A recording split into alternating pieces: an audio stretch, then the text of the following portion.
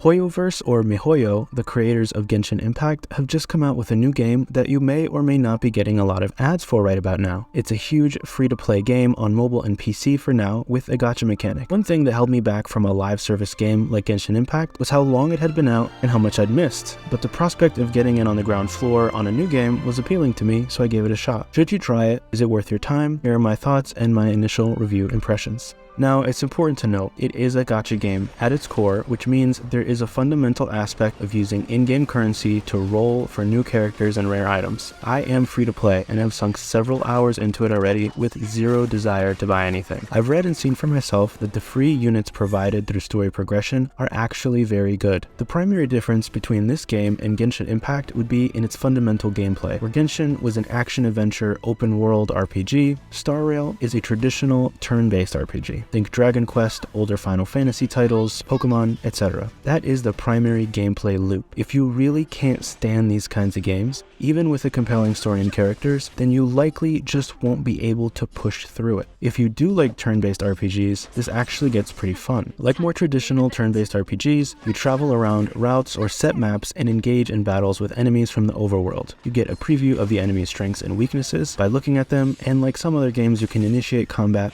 in such a way that it will create an opening benefit for you. The map is not open world, but it is sprawling with tons of opportunities for backtracking and exploration. Characters get a basic attack, a skill attack that uses energy, and ultimate attacks. There is a queue that shows the attack order in the top left, and ultimates can be activated at any time, regardless of your place in the queue. There's also a lot of nuance in character building. That's one of the primary aspects of the game that you'll be spending your time on. Learning the battle pacing and effective team compositions is really fun, and it's my favorite part of the game so far. Aesthetics have to come next. This is a gorgeous game. The art direction is phenomenal and consistent. Characters are extremely detailed and well designed. I want to especially make a note of the sound design and music, which is just spectacular and has worked so well with the sci-fi aspect of the game. The startup screen music is already so good. I could just zone out looking at that flying space train for an embarrassing amount of time. Character attacks and ultimates are dazzling, and cutscenes look pretty good. There are little bits of world building and flavor text to read everywhere, and they really flesh out the universe and are oftentimes somehow much funnier than you would expect.